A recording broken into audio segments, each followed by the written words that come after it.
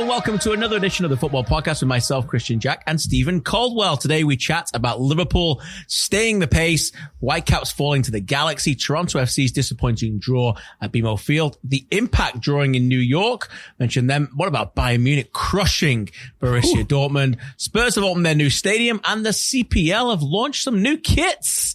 And we're right here at BMO Field after a long day in the studio at TSN, and here at BMO Field, Toronto FC got the 2-2 draw with Chicago Fire. A strange game, Stephen, but in the end, a good game. And it's good to be here on site with our boys Clay and Sean taping away here. Yeah, thanks guys for coming down here. It saves us a car journey, and it's nice to be in the stadium. I always like being in an empty stadium. There's something weird about the atmosphere of an empty stadium. Of course, we're up high and we're in one of the suites, but the game itself was an unusual one, KJ. It was, wasn't it? It was a team that came in with real defensive shape in the Chicago Fire, and TFC I thought moved the ball well in the first half. They never really created a lot of chances. And second half was completely different. I thought TFC were very disjointed.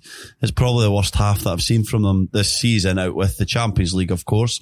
And I just felt that they were somewhat predictable and very vulnerable defensively. I don't know what you thought. Yeah, I thought they played really well for 45 minutes. I thought it was as good as I've seen this season. I really did. I thought the formation, I was watching it down there, and, you know, I'm like 10 yards away from Greg Vanney, and he seemed very calm. He's often calm anyway, but he seemed very assured and very content with what he was seeing. And as I said in the halftime on TSN, I felt that it's the dream formation for him at that point when things are ticking well, because he's no longer have to play with the two up front and Altidor's playing up front. You got the wide areas going, you got the fullbacks bombing on. And then I thought, you know, Osorio and De Leon play quite narrow, maybe a little bit too narrow bit in the first half. I know Vanney was instructing Osorio to move a little bit further out to give them a little bit more overlaps on that left-hand side like they did on the right-hand side, which was a real avenue for success through 45 minutes. And then, of course, the sucker punch, which I think they're always going to be vulnerable against anyway, no matter whether they're in charge. They're over 70% possession in the first half.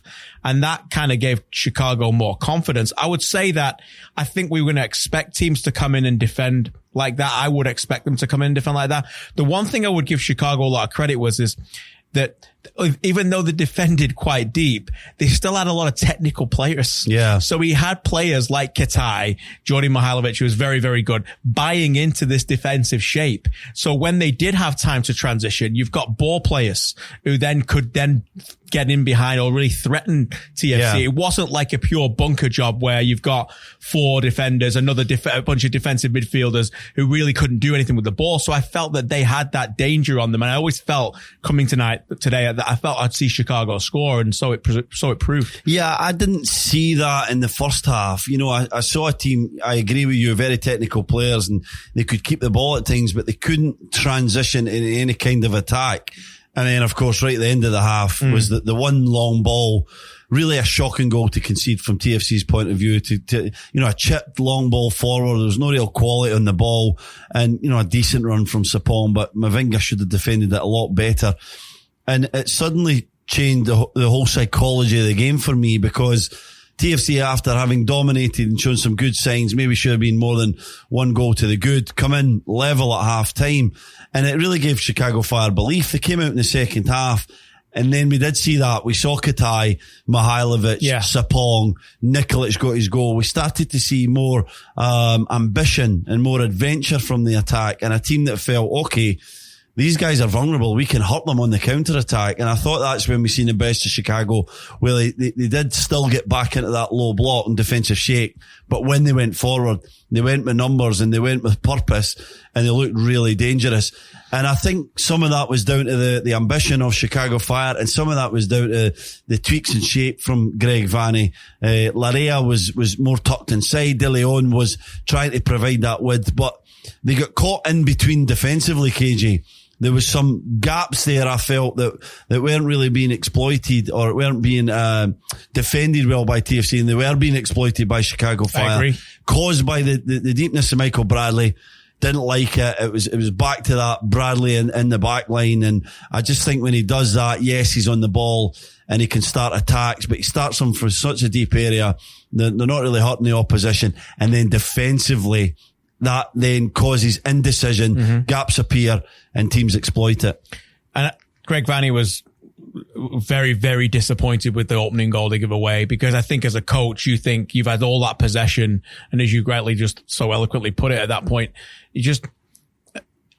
I felt like when you dominate the game like that, you just need the defense to just do their job at that point. And they continued to press high, I know that, and go for the goals as they should have. I felt they smelled like they could have really put the game away by halftime. They were that dominant with the ball. But this TFC team, really post MLS Cup, have always had that about them, have they not? Yeah. The vulnerability to be able to concede a goal really within 10 seconds. And that's the alarming part as we see this.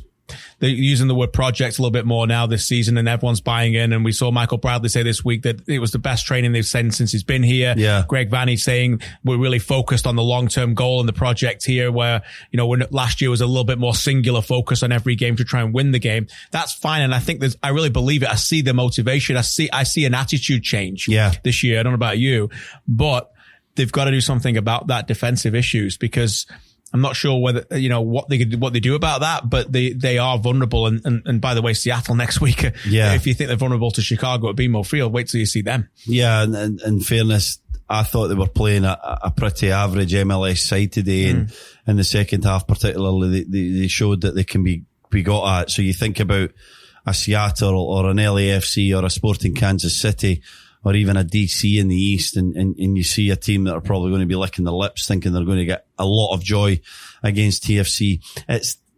To me, it's a number of issues, but the one that I want to focus on is the fact that Bradley comes deep, and of course Mavinga and Drumer spread out, the fullbacks go high, and it's a very expansive shape. And when the football is really, really good, it's difficult to play against for any visiting team to come here, or any team playing TFC.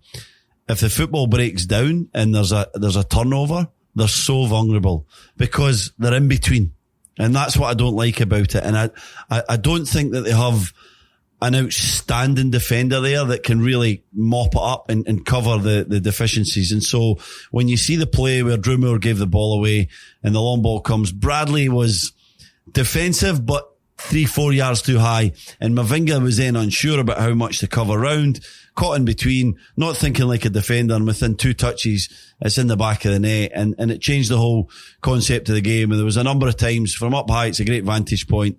You see it, and you're sort of looking through your hands to say, oh, there's space there. And I just think of the better teams in MLS coming here, I'll just be thinking, oh, here we go, a Carlos Vela, or, a Johnny Russell and a Gerso, and name it. These kind of guys, they will be licking their lips thinking we're going to get some joy against this TFC backline. So is it a personnel thing or a tactical thing? So you talk about some of the attacking players there in MLS who can lick their lips. Well, LAFC had another dominant victory today at DC.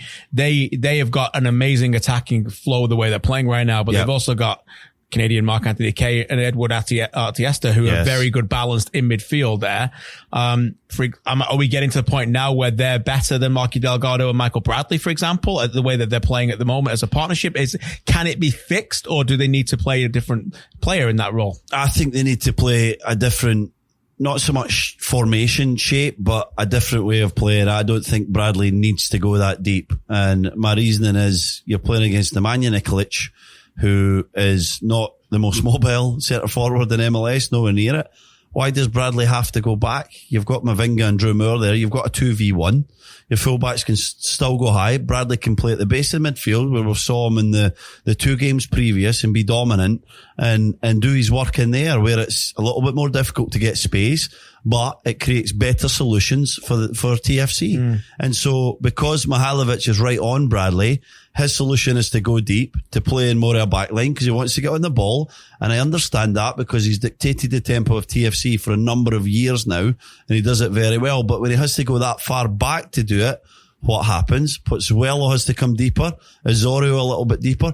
Everybody has to adjust because of that. And then you're playing in front of it for the Chicago. Everything's in front of you. They were delighted, weren't they? They just went, absolutely. Pozuelo, on you go there, get on the ball. We're happy. We know you're not going to play in between the lines. Our whole game plan is to restrict that space in between the lines. And so when they see we used to do the same with Higuain, Columbus Crew. When Higuain played between the lines, he was a nightmare. He was a complete problem. And we always used to say, once he goes that other side of the midfield and he's playing in front of our 2 banks of 4, we were delighted because we knew he was still a good player, like Pozuelo is, but less effective.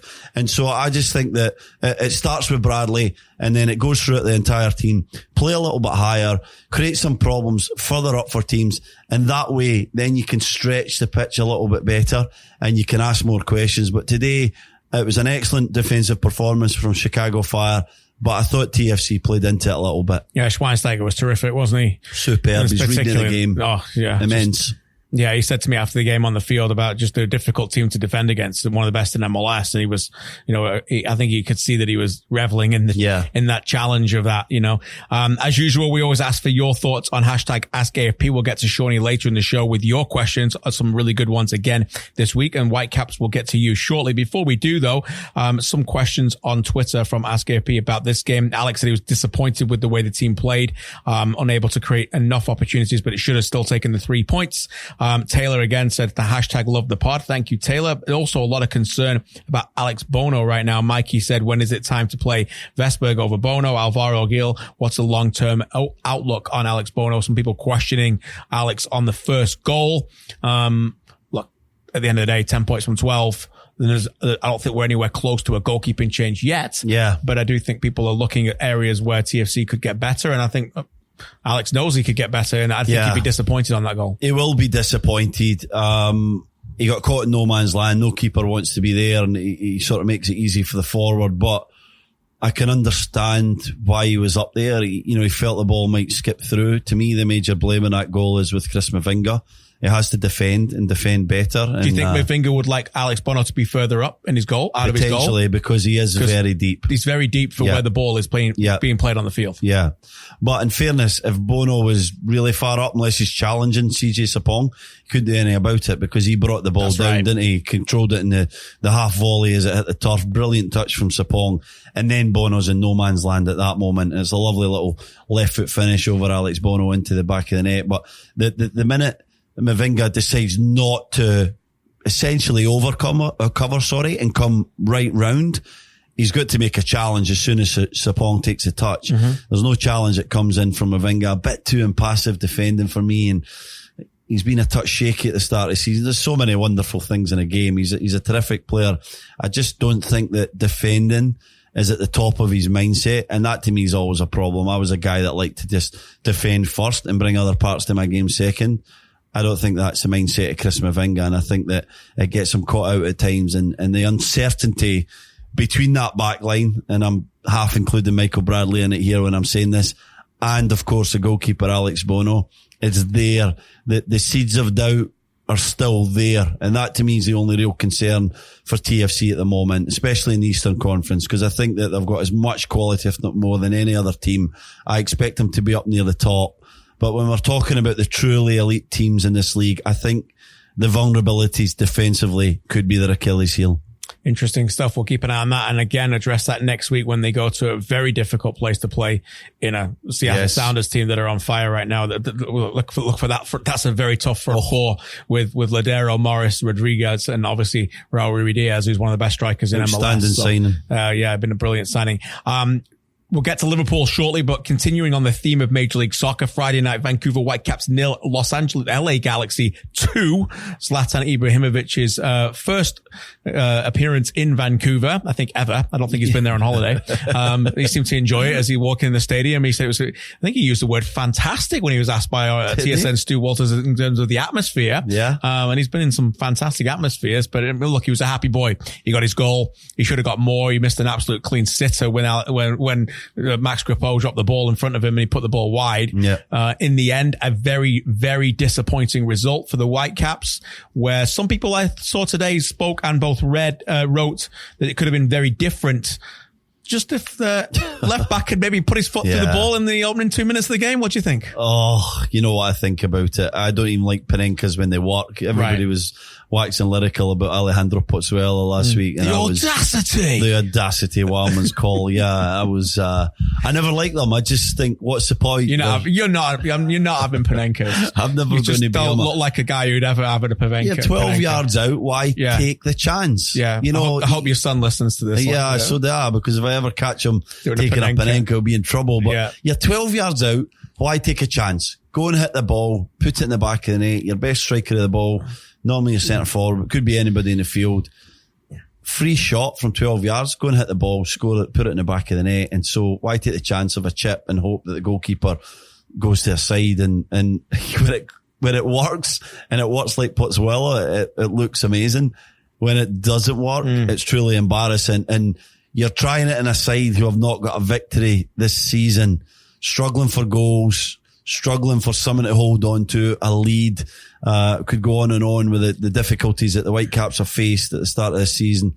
You got a penalty, what was it, 2 minutes in? It was Less right than at the that, start, yeah. was it? Yeah. Just put your foot through it and put it in the back of the net. So I was disappointed for all Whitecaps fans. I was gutted for Marc Dos Santos. I could see him drop his head and just think, what is going on? His new signing as well, who looks a good player, to be fair, just got it all wrong. Don't try it on turf either. You know how hard it is to do that in turf? I don't know, but well, I'm sure. It's like hitting I said to you earlier, it's like hitting a golf shot off a road. Right. You know, the pros, the top pros can do it because they catch the ball so clean. But if you get it wrong and you hit the turf first, it's not like grass where you have that give and you can come through it. You sort of get stuck. And I think that's what happened, wasn't it? Yeah. Boy, oh boy, what a disaster that was. And in the end, it didn't get any better for them. Diaz had a great chance when the LA Galaxy defense just messed up and got all the footwork wrong in the 25th minute, and he had a great chance there. I bring that up because they were the two glorious chances. They could have been 2-0 up, but they were also handed on a plate to them by some terrible defending from LA Galaxy. And I bring that up because now we are 5 games in and the Whitecaps have scored 1 goal from open play. 1. And they didn't win a preseason game. So now they've 5 games into the MLS season. They've not won a game. I think over 10 or 11 matches now, they've not won a match. Yeah. They haven't outpossessed the team yet. I thought in the second half they were really poor. Now they've got a very nice player in Inbaum who I thought was tremendous again. I thought he was excellent. He had him a little bit floating in from the left hand side, a bit more. I think you've got to get him higher. And he played really deep, didn't he, early in the game, the first few games, closer to Elise. He's higher up. He can make a difference. You need that speed of thought, that creativity, that quickness of pass to whoever plays there. On Friday night, it was Diaz, and then prior to that, it was Montero. But there's concerns here. No question about it. Yeah, there certainly is. They're not playing the kind of football that we were expecting. We were expecting a real change to the way that the Whitecaps played. I'm not seeing it. I'm sorry. I think the midfield is a bit too similar, a bit too pedestrian. And so when you put Inbaum higher up, you know, you got Tybert, you got Arise, and you got Felipe on that right hand side. All very similar players. Very similar type pace, no real invention to the play. And so you're relying on one man again in Inbaum to provide moments of magic. Big decisions were made. First, I'll say Montero being dropped, rested, whatever you want to call it. Correct decision. Because he's not been given enough. And Diaz deserves a chance to be up there. But when you bring him in as a designated player, you have to question that signing. Then you say already at such an early stage, you're looking at the footage of Montero in the games and you're saying that he's not giving you enough up top. You need more, and you need more physical presence. So you think, well, why bring him in the first place? I always thought it was a bit of sorry to interrupt, a bizarre signing for Marc Dos Santos. I believe in his project. I like Marc and we want him to do well as a Canadian. But I feel like in his system, he needs someone to stretch the opposition's defense. And Montero, it's all ball to feet.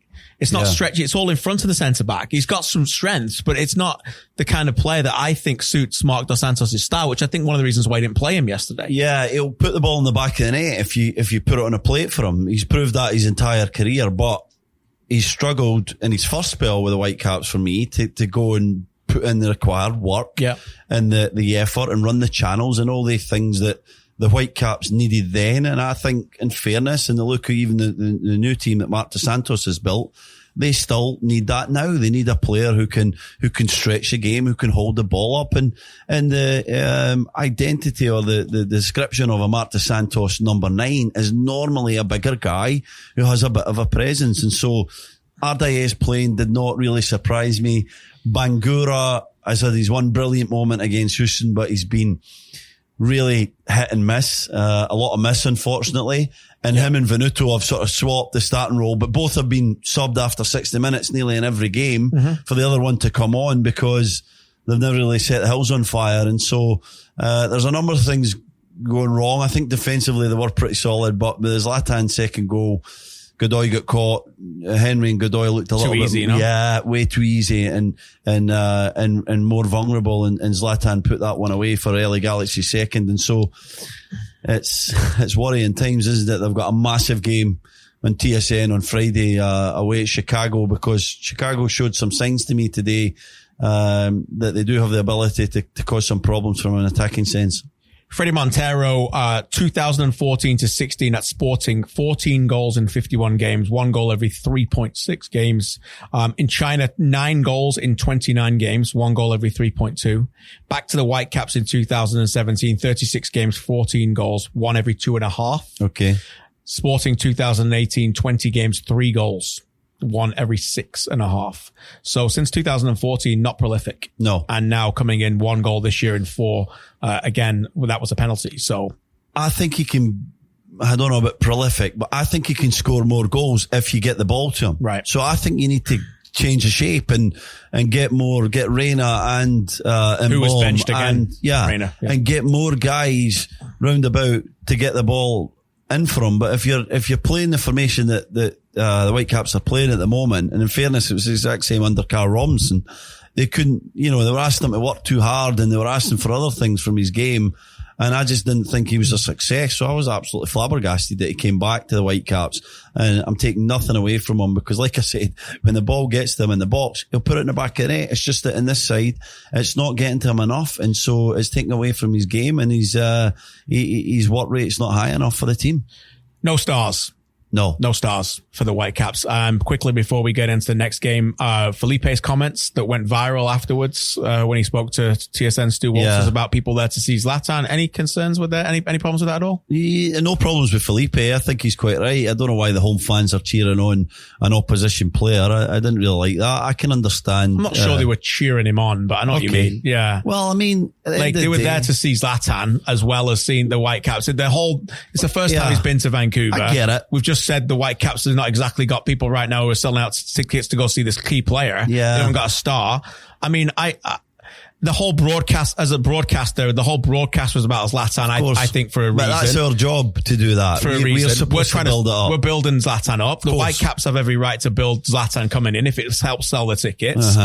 I don't know. I just thought it was a little bit of a cheap shot myself. I mean, the fans are there to see Zlatan, but as well, if you're from Vancouver, I'm sure if the Whitecaps give you something to cheer from, they're probably going to get out of the seats. No, at the end of the day, I don't know. I thought it was a little bit my mentality is very British, and we would never see that, would we? We see world-class stars going to stadiums. You can't compare it though, can you? No, but I am going to compare it, because if you're trying to create a home base and an atmosphere, you can't sort of welcome a guy into your stadium. But they didn't necessarily welcome him. I know what you're saying, but okay, let's say Barcelona have a pre-season friendly against Stalybridge Celtic or something. Do you think they're going to get more fans to come see Messi? I'd love to see that game, Stalybridge Celtic against Barcelona. I don't know. I just thought about I've been to that stadium. I just thought about them off the I don't know if we call it a stadium. Barnet or Woking or somebody. I don't know. I'm just thinking off the top of my head. But you know what I mean? Partick Thistle. Like this, they've not got stars out there. They go support them. Like if you go down to the pub on a Friday night to watch a local band play in Vancouver and Mick Jagger shows up,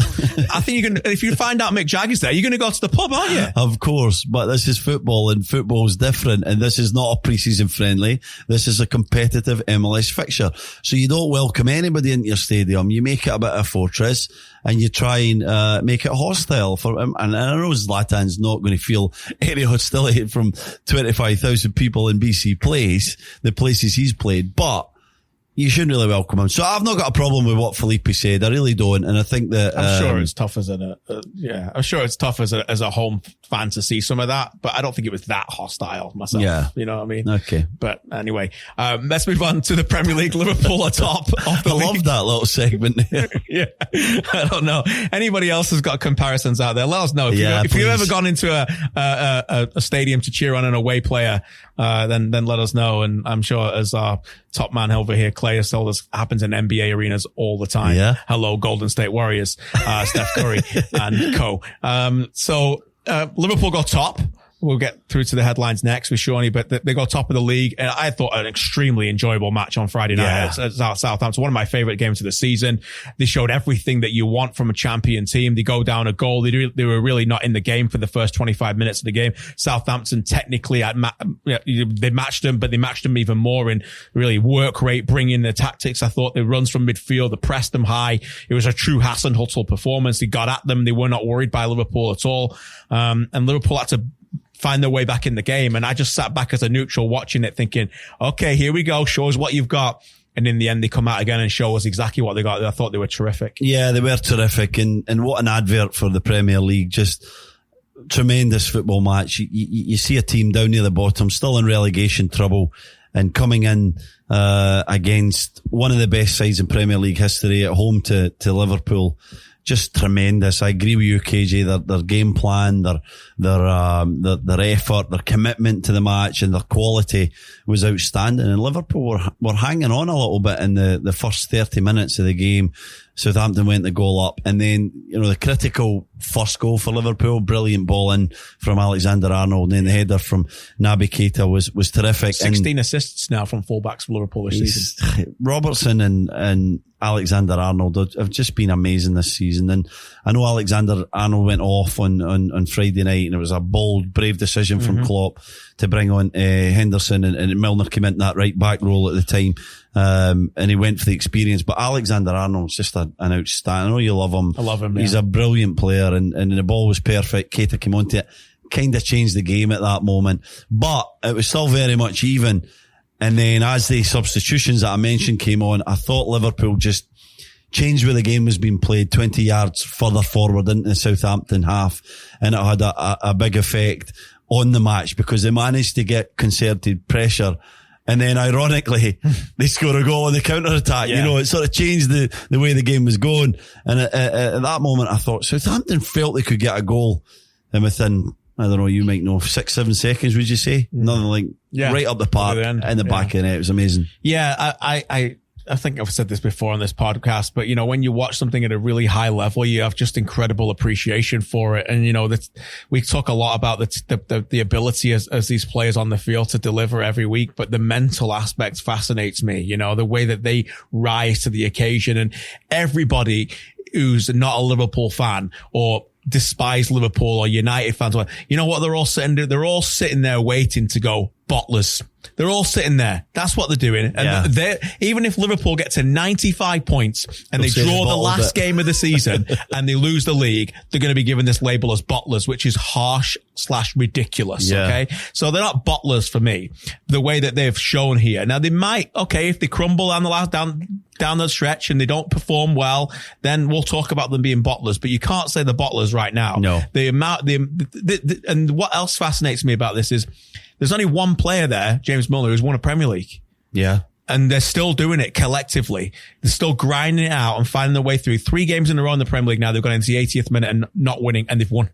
First time since Man City did that last season, by the way. They did it as well. Incredible. So that just says everything. You know it better than I'll ever know it. But when you get back in that dressing room and you look at each other and you've just done that again for 3 games in a row, that's got to be an incredible boost. Oh, it's a phenomenal feeling. And to do it at the highest level is just even more impressive and admirable to watch that. And I'm with you. I think this team has more mental resolve, grit and determination than most sides in Premier League history. Yeah.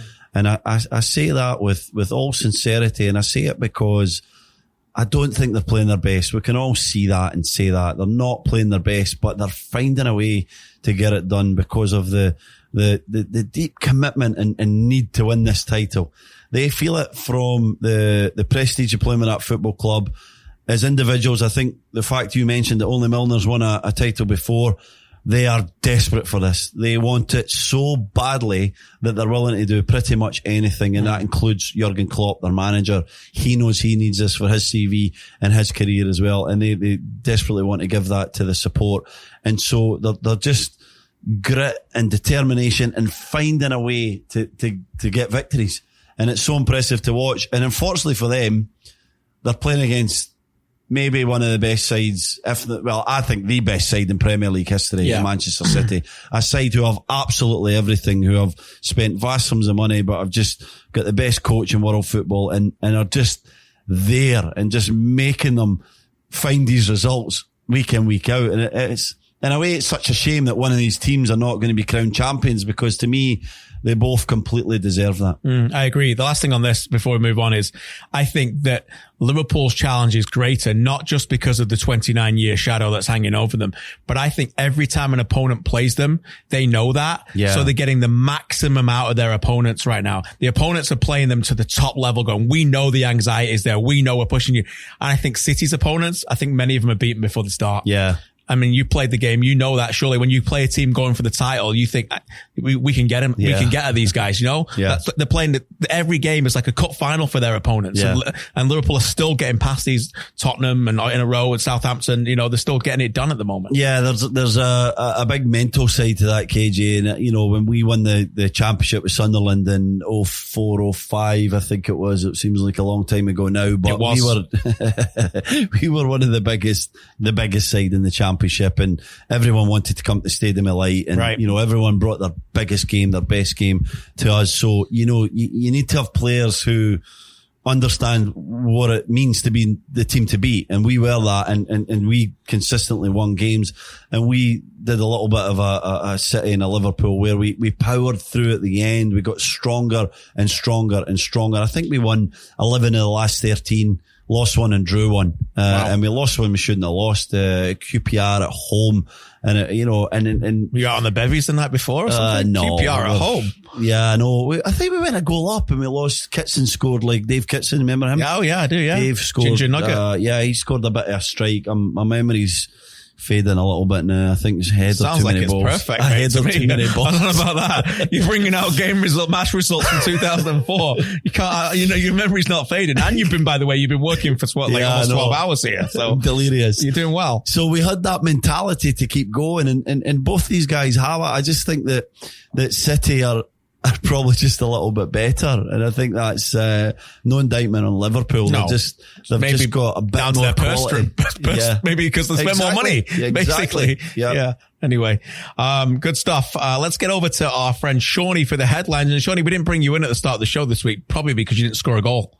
No, because you scored one last week and we brought you in at the start of the show. Did you defend well? I want to know that. No, it was a bye week this week. We got that's why then. International break. 2-leg semifinal coming up. Where I think we'll take it. I saw a lot of people. I saw some of your teammates. Yeah. I saw some of your teammates last week at the CPL event, which we're going to get to in a second. They were like, "You should have seen Shawnee's goal." They were buzzing, buzzing.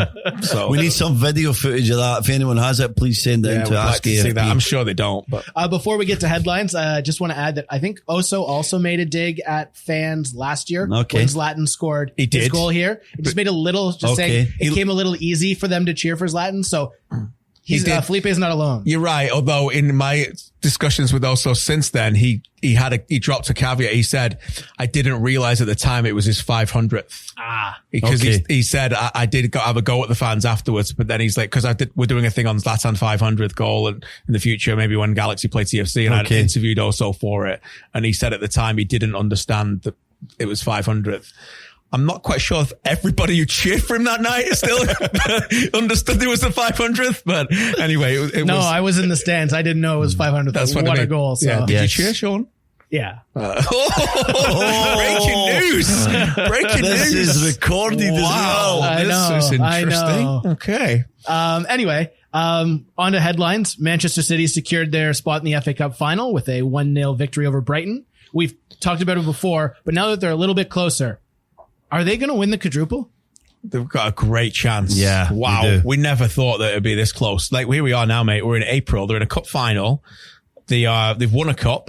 They've got a Champions League quarterfinal to come this week against Tottenham. And then we just said that they're the favourites for the Premier League.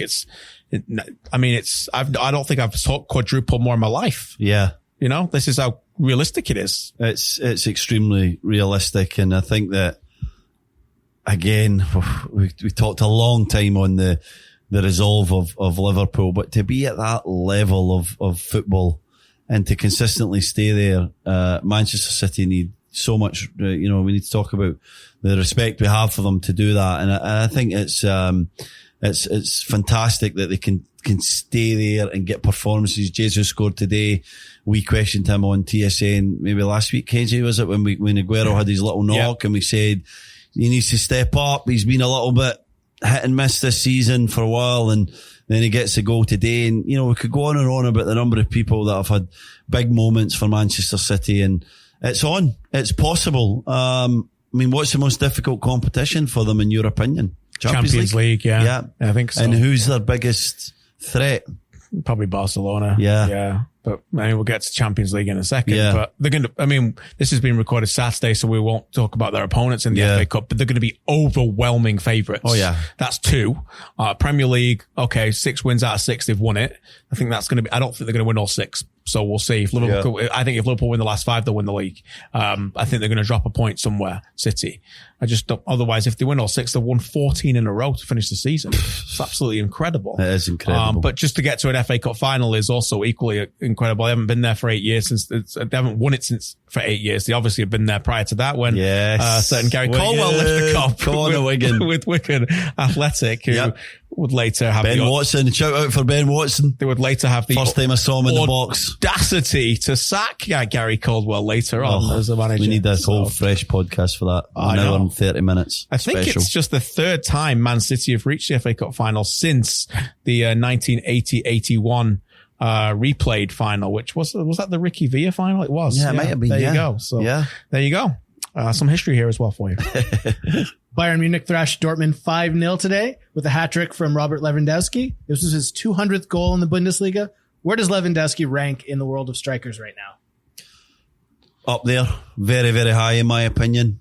Still prolific, scoring goals at an incredible rate, can put it in with his head. He's 2-footed. He leads the line particularly well. He's everything. And when I think about that team, and you go to you play at home against your biggest rivals in Dortmund, and you really know the pressure's on you to win, and you beat them 5-0. It just screams one word to me, KJ: winners. They're just out and out winners. They know how to get it done. What are they? 6 Bundesliga titles in a row? 6 in a row, yeah. And this is for the 7th. And it just shows you to be that consistent is just, we're talking the top level of sport. We're talking the best, one of the best, could argue 5-10 teams in Europe, and magnificent, and he's been a big part of that success. Yeah, it's absolutely incredible to watch that. I saw some of the first half today before we came here, and I talked to Schweinsteiger afterwards a little bit about it. He was very happy about it. He didn't even know it was 5-0. He missed the 5th there. He missed the 5th, but so did many people. It was 4-0 at half time. But most of the Dortmund fans would have missed the 5th. That's true. Exactly. Every credit. Massive game for Kovac. Probably his biggest win as a Bayern Munich manager. He needed it to keep to going.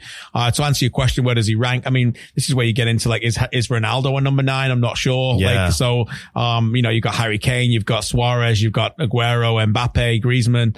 So, he's up there. No question about it. And I actually think because of his failures at international level, which I'd really thought was harsh, just because everybody goes to a Euro or World Cup and thinks this guy's going to smash him in, and then you realize some of the players he's got to play with. Yeah. I think he's a little bit underrated a little bit. But look, it's, as I say, it's the hardest thing to do in the game, and very often he makes it look easy. Hugo Lloris says, you cannot create success in 3 years, and urges patience in Spurs silverware search. They're now in their stadium. Is next season a must-win time for Tottenham? This segment of Sean's Spurs Corner is brought to you by Daniel Levy's new £1 billion stadium. You lost me at Hugo Lloris, to be honest, because I just, as soon as you said Hugo Lloris, I just started thinking of what do we call it? The thing, what do we call Cadbury's twirl fingers? Yeah. He's got a goalie glove, but he's got no hand in it. It's so floppy. Can't keep the ball in there. Nightmare season, a World Cup winner. It's crazy, but he has a nightmare season, KJ. And in fairness, if they are going to win some, in my opinion, he will not be Spurs number 1. He's one of the first to be replaced. So that's one thing they need to do. So let's spend a couple of minutes on this. So they have gone through 2 windows without buying a player. And they look favourable to finish in the top 4 to make it into the Champions League in a spanking new stadium. This just looks unbelievable. We did the game Wednesday against Palace. But There is no doubt about it. Mauricio Pochettino, I think, has squeezed every last thing out of this right now. You know that toothpaste when you're still squeezing it out and you haven't gone to the store? Squeezing every last bit of it, right? So now he's got to throw that away, and he's got to go get a new toothpaste. Yeah. So he's got to find some new players. A £60 million toothpaste as well. Exactly. This is the other thing. So instead of going to the dollar store and buying, your rubbish ones, he's got to go to a proper hygienist and get the expensive And Tottenham have never bought these before. No. This is the next factor. Yeah. So they've created a lot of their success on finding gems and molding them into, the good player into very good player. As I always say, the most difficult thing you can do. Yeah. And they've created world-class players. Now you've either got to go buy world-class players, or you got to find borderline world-class players now. Yeah. And try and keep the ones you've got, which could be very difficult with Eriksen as well. It could be very difficult. And, you have to think that is the plan, because they managed to hold on to their manager, one of the most coveted managers in the world. And there has to be a plan there. There has to be a reason for that, in my opinion. Or if I was him, I would have been thinking, okay, where am I going to go? We started it. We said they need a goalkeeper. They're replacing the French number one, but we don't think he's consistent enough to win things in England. One of the hardest places for anybody to play, never mind the goalkeeper. I think they need a right fullback or wing back. They need a left wing back, fullback, in my opinion. They need a central midfield player. So how much we could be at? What are we at? 300 million, maybe 250 million, right? At that point, and all of a sudden you're going, okay.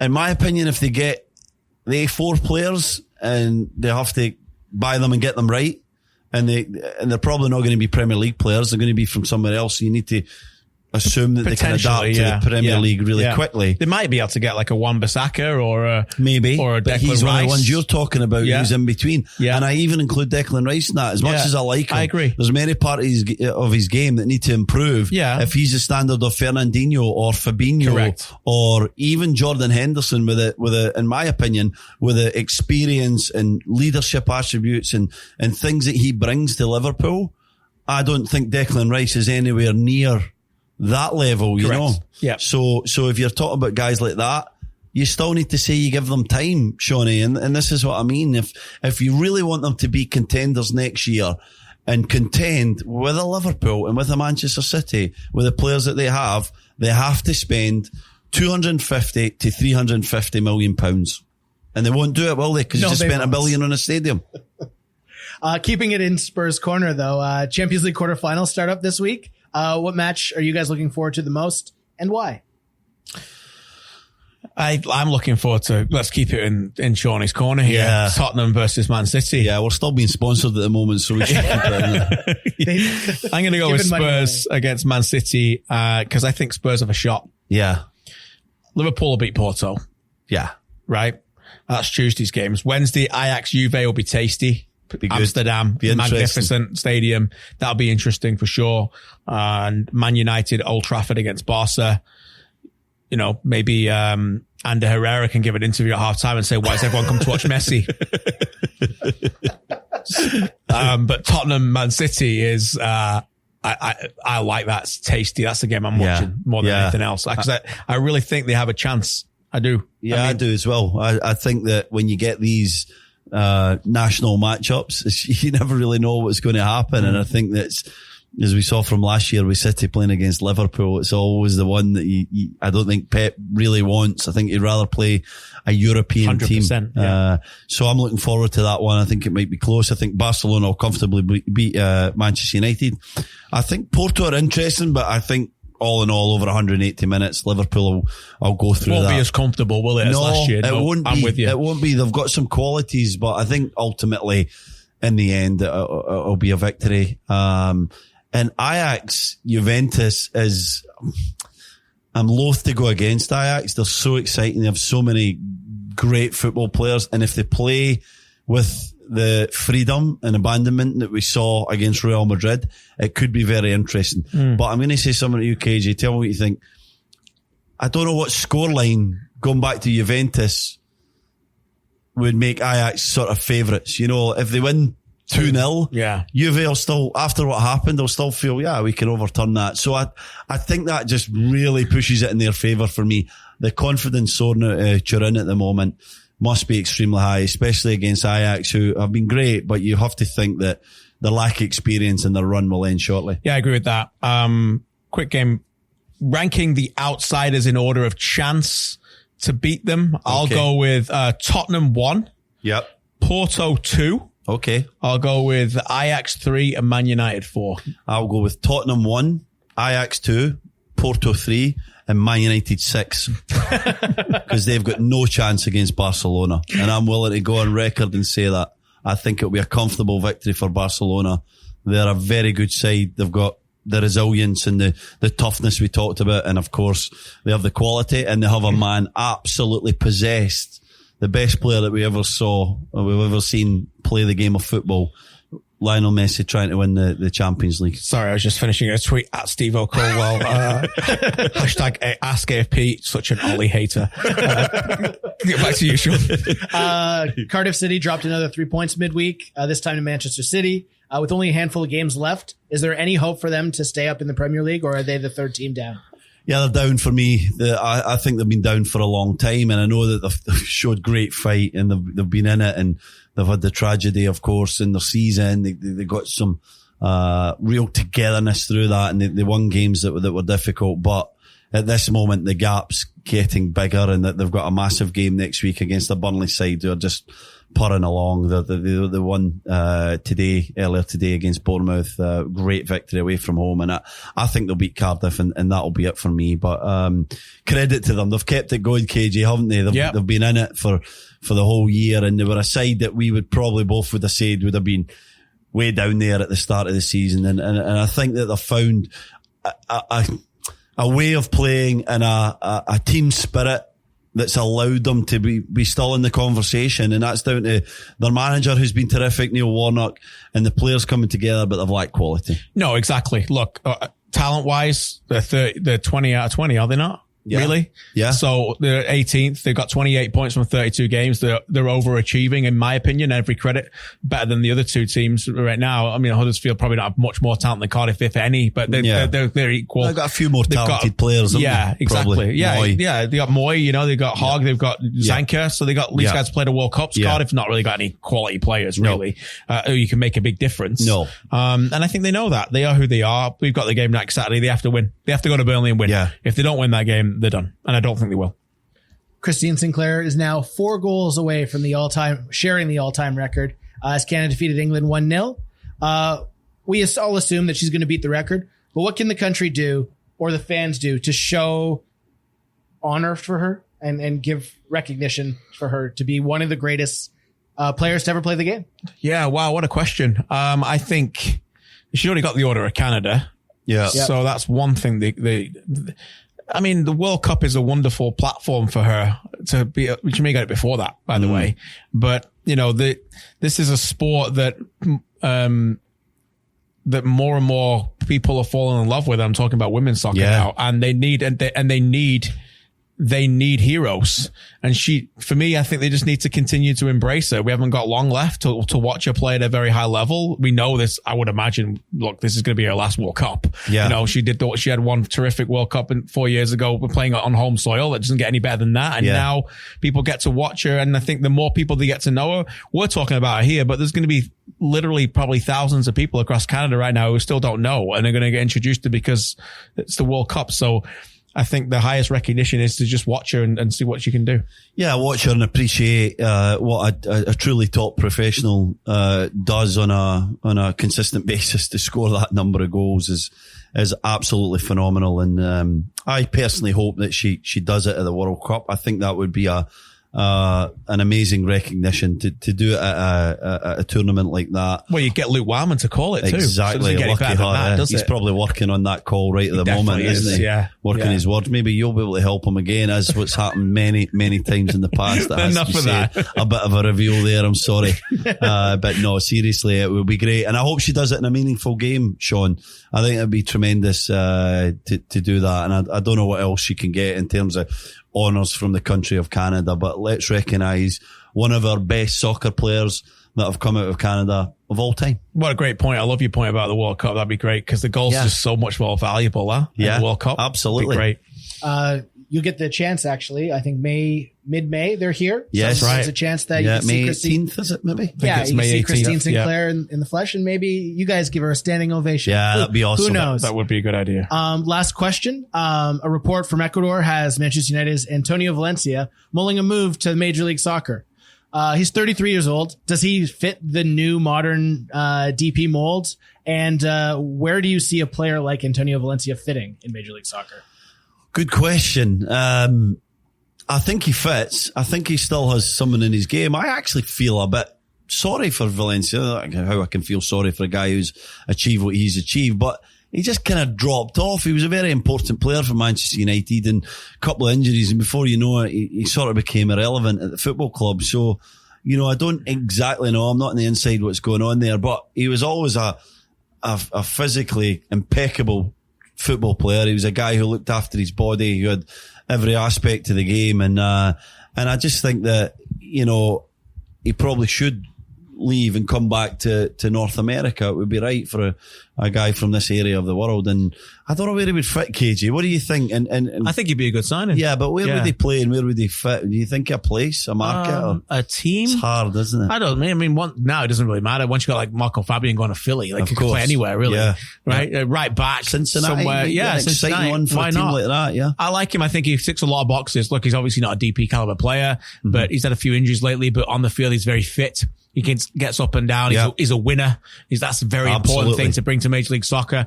In fact, I think I remember him scoring the goal at Blackburn a few years ago when they won the title. Yeah. So he's obviously got the history of knowing what it's done to win things, which I think you can always bring in a guy like that. No character issues from what we're hearing. So, keep an eye on that space, but it looks like his time at United, like many players report this week in the Times, I believe, a significant overhaul coming at United with 4 or 5 major changes going on at that club again. So we'll keep an eye on that. Thanks for your headline, Shawnee. Last episode, we asked you for your 2018-19 Premier League best 11, and a bunch of you had delivered. Thanks so much for sending them in. If you haven't sent in yours yet, send them via Twitter by using #AskAFP, and you will have a chance to win some KJ Caldwell merchandise. Oh. What more could you want? Seriously. We had a lot of good ones this week, and we are still continuing to build our top 50 coming up. I love how you looked at me when you said that, because you're building yours and I'm not even looking to think about mine. It's not easy already. I'll do mine probably an hour before we have to do it. Yeah, that'll be fine. Sean, what's your favourite 11 from a fan so far? Because we want to hear some and listen to some of these. Yeah, no, we had a lot of really good ones. A lot you sort of knew what they were fans of. A lot of Man City, just only 11. Declare an interest. Yeah. But my favorite one so far was Matt's 11. Thanks a lot for sending it in, Matt. He went with a 4-3-3, so he didn't hand off a 2-5. Well, he's getting a shout out on the pod, so I thought that would be obviously rudimentary. He started with De Gea and net, with left to right, Shaw, Stones, Van Dijk, and Alexander-Arnold in the back. 3-man midfield of Bernardo Silva, Fernandinho, and Pogba. And then left to right up top, Mane, Aguero, and Sterling. It's not bad. Yeah, it's not bad. Change a few of them. Well, it's not your 11, so I would hope so. Where do you think this team lacks on the field? Left back. I wouldn't pick Shaw. He's had a good season. I wouldn't pick him either. I wouldn't pick Stones. I think we'd pick the same guy there. Laporte. Yeah. Absolutely. Laporte and Robertson. There was a midfielder I didn't like. I like Fernandinho. Pogba. No chance. Not in the best 11 for the season. Yeah. You really love Manchester United. No, it's nothing about that, honestly. I used to have Manchester United strips when I was younger. Yeah, I was never a supporter of a team. We heard that last week. I was never a supporter of a team, but I liked Manchester United because they were a great team to watch when I was 13 or 14, but I just don't think. I think there's a lot of things missing in this team, and there's a lot of things missing in Pogba's game, KJ. Yeah. So he can't be in the best 11. No, I don't think he's in the best 11, but I'm eagerly anticipating where you put him in the top 50. We'll wait for that. Just a few more weeks to go. Okay. Will he make it? Who knows? All right, Shawnee, back to you for our favorite segment. I think it was one of my favorites because I never know what's coming, and I see these hashtags coming all week, and I'm like, oh, that's a good one. Shawnee will pick that, and then he always delivers. #AskAFP. Over to you. Thanks a lot, KJ. Andrew asks, with MLS expanding to 27 teams in the near future, could you see them getting up to 40 eventually? Would this be a good point to split the league into MLS 1 and MLS 2 with promotion and relegation? Andrew, I want to take you for a beer. You know why, don't you? Yeah, why? Because you're desperate for promotion and relegation. Come on. MLS 1 and MLS 2. It's already happening, mate. MLS 1, MLS 2. Just look at the scores every week. Do you know what I mean? Like, it's happening. Let's figure this out. Stop with this, like, defiance. The fan bases are smart enough and loyal enough to their franchises that they're not going to go, I'm sorry, I'm not going to Colorado this week. Now they're in MLS 2. Yeah. Well, you either were or you weren't anyway. You know what I mean? Yeah. So it's a great question. With it, let's answer his question and not give our own selfish thoughts. With MLS expanding to 2017, could you see it going to 40? No. 40 is too many. I think 40. You do? I do. Well, so you're coming around to my East side. and West. No, I'm a bit. I wouldn't be surprised if there's promotion and relegation, but I think more of a East and West. And let's face it, they want as many franchises as they can get. It's more money. It's more revenue. Is there enough markets to host an MLS team? I really believe that there is. 40 markets? I think there could be. Yeah. I think there could be 36, 40, something like that. 2 18 teams. Right. Either side, you think in middle and you split that up a little bit. Wouldn't shock me. I like the thought. I mean, I think 40 too much. It sounds 30. like a big number, but now the more we talk it through, I'm just listening to myself in my head thinking I'm getting a bit pedantic because 35, 30, 36, like why not? Like 36, two divisions of 18, play everybody twice so we can actually fairly get a schedule. Hello, North American sports. Here's a balanced schedule for the first time in the history of your sports. 34 games. Play 17 teams, and then you can have like a bit of a playoffs for both sides, promotion playoffs, relegation playoffs to win the MLS Cup. Yeah. Get it done. Come on. It's just too easy. It would. Evan asks, with the media reporting that Mike Ashley is looking to sell Newcastle again this summer, do you think he'll ever sell, or is this just another excuse for him not to spend in the summer? Boy, oh boy, this guy. I mean, you just can't predict tiring, it. Isn't it? You can't predict it anymore, can you? We've just been speaking to a Newcastle fan down in a lobby. It's the same things every time you speak to these guys. I feel so sorry for them. They just don't know. Rafa Benitez, his contract's up now at the end of the season. There's this disarray with that. He's presented to the board what he wants. But do you think Ashley's going to sell? Look, it comes down to one thing, money. If he gets the right offer, he's off, isn't he? He needs the number that he wants, or he'll be stubborn and he'll just hold on. And that's they've been the issue for Newcastle for the longest time. And I feel most for the fans of the football club because they'll support the team through thick or thin. They've tried everything to, they've clearly let him know that they don't believe in him as an owner, but they've tried boycotts, marches, everything that you can think of, and nothing seems to budge this guy. And so all they can do is support their team and hope and pray that someone can come in and put in the right kind of money that's needed. And also, fingers crossed that they keep their manager through this summer because it's absolutely vital for the progression in Newcastle that they keep Rafa Benitez. And what I understand is they're only keeping Rafa Benitez if he gets the things that he needs. And I think he's a reasonable man. And I don't think he's going to ask for hundreds of millions. I think he knows that it's going to be step by step, but I think that he's sick of working on a shoestring budget. He's sick of being told no on everything. And so he has 3 or 4 things that are critical to him staying at that football club. And if I'm Mike Ashley and Lee Charnley and the guys involved, I don't want to lose him, and I need to do whatever I can to make sure he stays.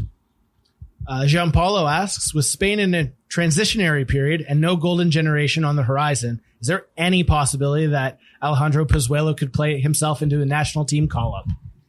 No, there is not. Yeah, not in my opinion either. A quality player, of course, but you see the guys that don't even get picked in the Spain squad and you think, wow, there's a lot of competition for places, so there's nothing against Pozuelo. No, nothing against him. He wouldn't get in their second team. Yeah. Moving on, John asks, who are your early favorites to win Euro 2020? What do you think? It's coming home, mate. No! I just like to wind you up. One of the favourites. They are one of the favourites. They're one of the best teams in Europe right now. I'm not talking like a homer. They're one of the best teams in Europe. Yeah. So I believe the word was favourites, not favourite. So I couldn't go with France, although they're World Cup winners. Of course. France are one. No. England are another. Yeah. Spain, I guess. Yes. Germany. Yep. Netherlands. Dutch, yep. Yeah. Beyond that, yeah. It's probably it, would you say? Portugal. Yeah, just because of the way that they... If Croatia get there, they've not started great. Yeah. You never know. But yeah, it is coming home because it's at Wembley. So. Yeah, it's coming home for a couple of hours and then Dutch are going to take it in the plane and back to Holland with Big them. call. You're going with the Dutch? I'm going with the Dutch. Wow. There you go. You was impressed recently with the Dutch-Germany game. Dutch. They're really good. It was a good game, Great game. Yeah. Germans were brilliant, KJ. They played Gnabry and Sani up top and they were really fluid. Goretzka, false nine. And so there's some good things going on there. We were on the podcast a few episodes ago talking about the big decision by Jogi Löw to end the international careers of Hummels and Müller and Boateng. And so, they're fresh, they're new. The Dutch are pretty young and fresh. The French are absolutely stacked. They've got quality players coming out their ears. But the English are in there. They're a good team. They've got a good manager who understands the players. They'll be there or thereabouts. They're probably a goalkeeper missing. Good point. Devang asks, if the season ended today, who was your manager of the year in the Prem? Unai Emery. That's what that's what he wants us to say, isn't it? It's what he wants us to say. I mean, Unai Emery's done a great job, but I always struggle with this though, because how can you not give it to one of the best two teams? Yeah. Like what Klopp and Guardiola have got out of those teams. Could I sit here right now and make a case for Javi Gracia and what he's done at Watford? Absolutely. Brilliant. Do you know what I mean? But is he going to be getting manager of the year? No. Nuno Espirito Santo. Right. Nuno. Yeah, perfect. Those two guys have been absolutely magnificent, right? Yep. So Rafa Benitez, easily could make a case for those. But you could almost argue if Cardiff go to the last game or two that Neil Warnock could be in that with what he's got. Exactly. And so it's very subjective, isn't it? If it was to end right now, to answer your question, I would probably give it to Klopp. Yeah. Just because I think he's got so much out of that team. Yeah. And as we said earlier, Guardiola is very, very special, but he has got a lot more money spent on that squad recently than Liverpool has. Yeah, I'm probably with you, KJ. I mean, it's hard to not give it to Guardiola for a guy that's got a team going for the quadruple. And, if you think if we get very close to that or if they indeed do it, then it's obviously him. But I'm with you.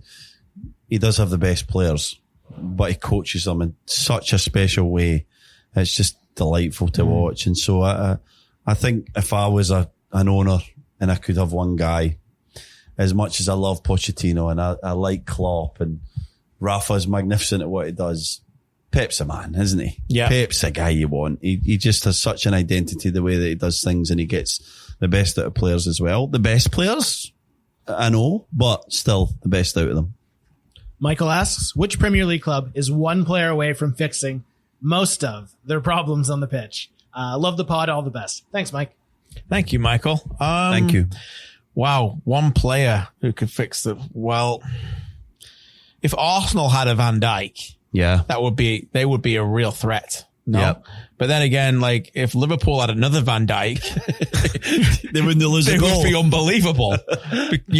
Yeah. So Liverpool don't have many problems, but can you imagine if they had another Van Dijk instead of Matip? Well, I'm watching Matip on Friday night. He loves a little dribble, by the way. He does. He loves a dribble, but he actually looks pretty good. He did all right. Yeah. You know why? Because he's playing next to Van Dijk. Exactly. That's how good he is. Gomez, we thought he was tremendous in the early part of the season. You know why? He's playing next to Van Dijk. Yeah. That's how good Van Dijk is. So I think if anybody had Van Dijk, they would be considerably better. Go find the next Van Dijk. He's that good. Who else? What do we think?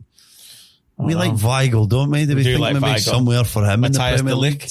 De Ligt, I'm not. I like De Ligt.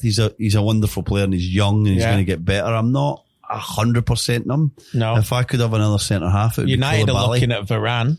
Do you think Zidane's going to allow Zidane to leave? No, I don't. No, I don't either. No chance. A guy like that, a World Cup winner in the middle of his prime of his career at 25. Come on. No chance. Doesn't leave Real Madrid, does he? No way. Last question. James asks, which CPL kit was your favorite from Thursday night? I like the Halifax Wanderers home all blue top. That was my favorite. I was there. It was a nice event by the CPL. They put on all they released all the kits. The kits were nice. I thought most of them were pretty good. So, but my favorite goes to the Halifax Wanderers all blue, as you try and bring up some of the kits to find them. Would you like my pictures? You want to see them? I'm going to upset my mate here, Jimmy Brennan, because the one that I least liked was York 9. There was a bit too much going on there, and I'm not You'll upset sure Luke Wildman more than that. Yeah, true. Like he's even like tweeting out his love for York 9 at this point. I know. You know, like what's that about? He's pinning these colours. Do you want to see any of the colours? There we go. This is a bit too artsy for me. Flick through, mate. There's more of them. Well, my Will's waving at me in the background and desperate for me to say Pacific FC. So. Oh, the purple one's nice. Yeah, well, it's got the Volkswagen on the front. It makes it look a little bit like at the front Bundesliga. Is that yours? You know, Bundesliga. No one can see that phone, mate, that's listening. So the one at the front, that's the one I like. Yeah, I like Halifax. The away one? No, the blue one. You like the away? I like the away. Yeah, they're both very nice. The I'm Volkswagen. going to go for Pacific FC though. Will will be mad at me if I don't. Okay, Pacific FC it is. But it was good to see the players. They looked a bit uncomfortable. Yeah, you've done modelling, so I am a bit of a part-time We were model. expecting you to come out in your fedora. Because you've done that before. Just check his Instagram. You know, me and Luke were there. We were wondering if is Steven with a PH, because that's what you were that night. Yeah. Steven with a PH Caldwell. Your other life. Yeah. You know, football analyst, ex-player, Steven with a V. Steven Caldwell, the model, with a PH. I only really do it at Fashion Week, so because this was a separate event, I didn't want to be involved in it. You know, I know somewhere else. I don't know how you can ever walk down. I couldn't do that for all the money. No. It was the most nervous I've ever been. Was it? I got there. So you played like cup finals at Wembley. It must be said it was a charity thing, okay? And so I get there and I'll find a different way to give to charity, mate. I'm never doing that. It was a charity thing and I get there and I was a little bit nervous. I was out of my comfort zone and I've played in front of a few big crowds in my time. Certainly have. Right. And so I walked out and there was about 200 people there and I basically sprinted, which wasn't very fast if you know me, to the end of the line and I turned and I got back because it was very intimidating, especially when you're wearing a silly fedora. Yeah, you did. No, I'm not going to say anything else. As Alan Partridge used to end, on that bombshell, we shall finish. Make sure to subscribe, rate and review. And thanks to all of you for listening as usual. Thanks to Clay. Thanks to Sean. And we'll see you next week.